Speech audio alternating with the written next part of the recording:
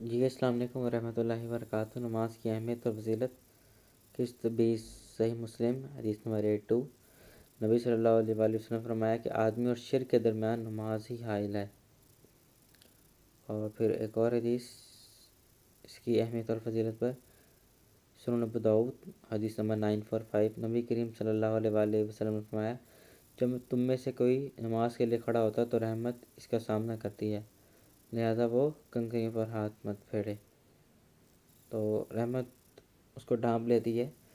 اور دیکھیں آپ، جب اذان ہوتی ہے وہیں سے انسان کی نیکیوں کا سلسلہ شروع ہوتا ہے۔ وہ اذان کا جواب دیتا ہے، پھر چلتا ہے، مسجد کی طرف آتا ہے، اور پھر جب وہاں بیٹھا ہوتا ہے انتظار میں تب بھی وہ حالت نماز میں ہوتا ہے۔